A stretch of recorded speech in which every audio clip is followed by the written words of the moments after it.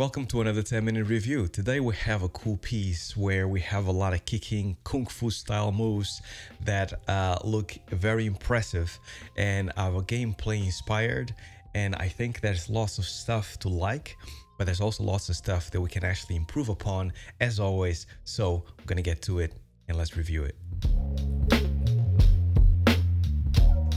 All right, so welcome. My name is Harvey Newman and I have been in the games industry for a long time. I'm an industry veteran and I love this games industry with a passion. So this piece here by Mouflon, it's actually something that I'm actually really keen to review because it's very gameplay centric and I like the vibe of the piece. I'm gonna set 10 minutes on the clock and we're going to review this. Let me just go ahead. 10 minutes starting now, and we're gonna play it and see how good this is. Okay, so I'm gonna just zoom in a little bit so we can see a bit more.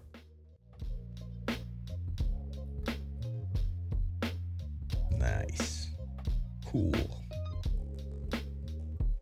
So yeah, looks really cool. I really like it. I like how you actually pushing the animation. So positives first as usual.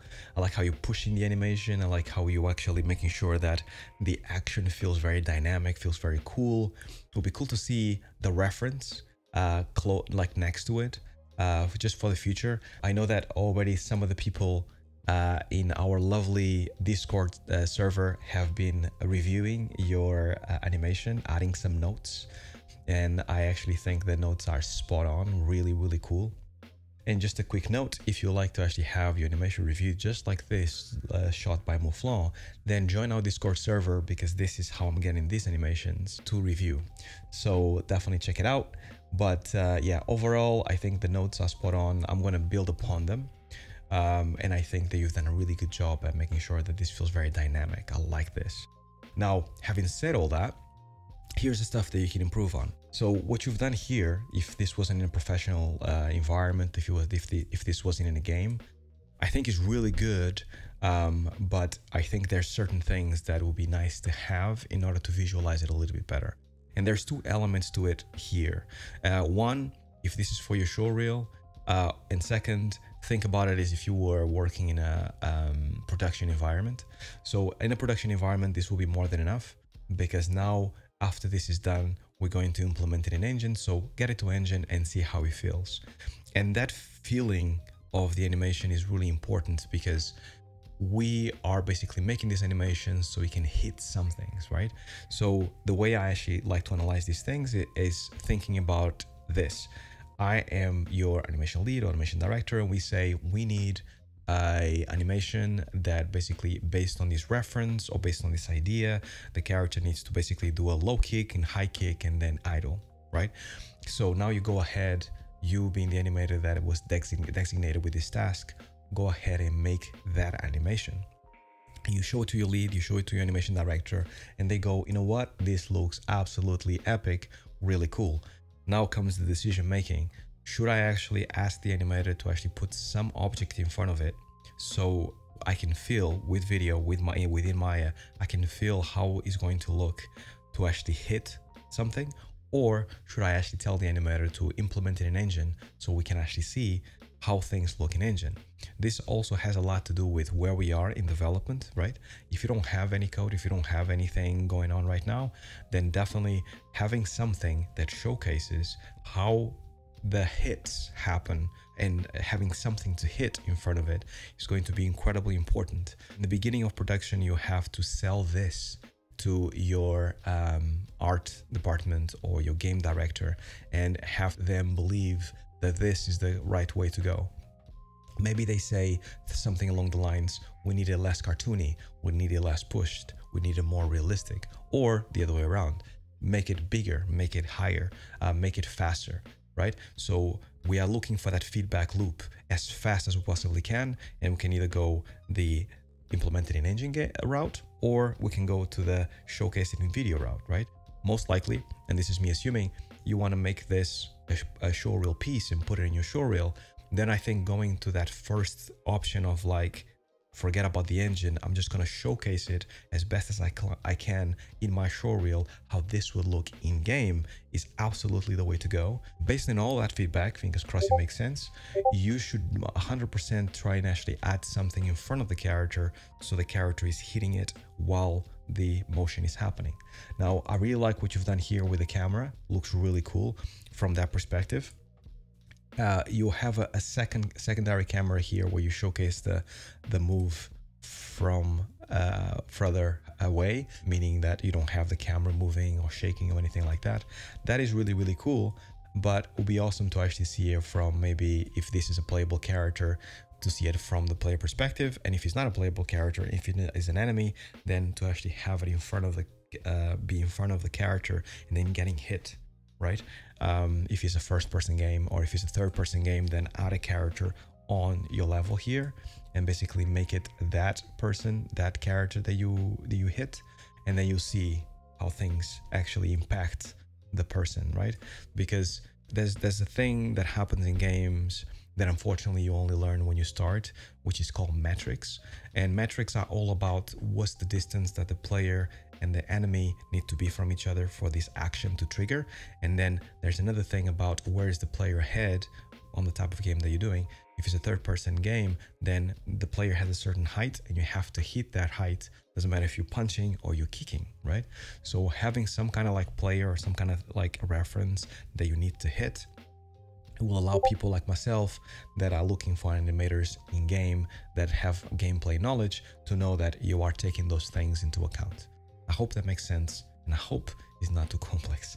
So definitely add something in front of it. I like what you're doing with the camera here, and then I'm going to talk a little bit more about the animation itself. I think adding a bit of an idle beforehand will help you. I like how you're anticipating quite a bit. Me as an audience looking at this, I like how I actually can understand that something is about to happen and then it happens. Really cool. Pay attention to your knees right here, especially being a female. Actually having the knee much more like this will probably help you more, like as you are turning the body, right? I think actually will make it much more convincing. I like what you're doing with your arcs when it comes to your hands. Really cool. I do think that you can basically get this arm here, as mentioned in the comment here, to actually have more of a visibility. And I would even say that this arm here, the red arm, as you are anticipating, you can twist the character more and get the arm to kind of like showcase on this side of her, right? So this way you really have a sense that she's really twisting as fast as possible, or as much as possible, because the movement here is so fast that you almost, that wind up can be as extreme as you possibly can make it, because the movement that happens after is very, very quick. So it kind of makes sense to have that big wind up, right? So you can basically push things further if you want, move the hips more this way, get this leg to be straighter, make sure that you have a stronger line of action. As well, I think that here, when the character is kind of like winding up, you can actually make sure that the character is a little bit straighter, so you have a stronger line of action. And since you actually go from here to here, maybe have a little bit of anticipation of this, like so. Basically go up and down, just like that, a little bit more, because at the moment it feels very much like the character is just going up and then kick, right? And also this movement here, just in between, I think that the in-betweens can be a bit more interesting, right?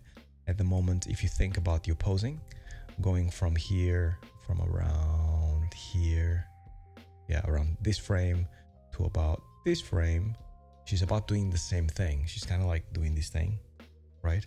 So try to add some movement to her arms, maybe actually go from here to here, change the shape of the character to make sure that you actually make that in between more interesting, because your animations are going to sing way more when you start getting your in-betweens to be more interesting. So getting the movement to go from here to here more interesting will be 100% a really good use of your time, right?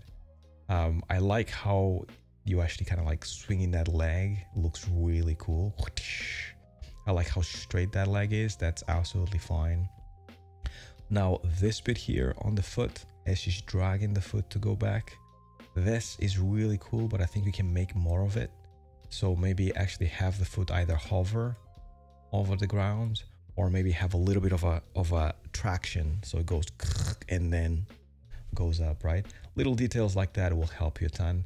I also think that as you are like doing this corkscrew movement, you can separate the upper body and lower body a bit more, so you have a little bit of like what's following what. As you can tell here, when you start, the upper body is the one kind of winding up the force, so you kind of like you get the lower body to swing this much, but more or less halfway this movement, halfway here, you need to have what's following what. So in the beginning, it's going to be the upper body that is going to give you that force to then get the legs to spin, but halfway through that movement, you're going to have the legs then helping the upper body spin. So having that separation of what's like forcing what to do to move around is going to help you a ton to actually get that overlapping action, and also is going to give you answers about what the arms are doing, what they should be at, all that stuff. That's it. I hope this was useful to you, and I really like the animation. Awesome work, keep it up, and thanks a lot for submitting it in our feedback channel in our Discord.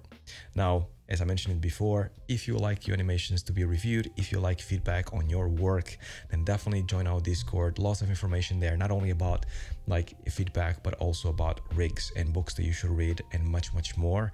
Really cool place to be right now. Highly recommended. Not that, you know, is my Discord, therefore you should go, but I think there's definitely value if you want to become a gameplay animator or just an animator, right? So that's all I had. Shout out to my patrons as every single video. Thanks for supporting me every single month. And if you like this, consider subscribing, liking, and comment down below about what you think about this animation, and also the feedback if it was useful. That's all I had for you guys. I hope you guys have a great rest of the week. And until then, stay well, stay safe. Peace.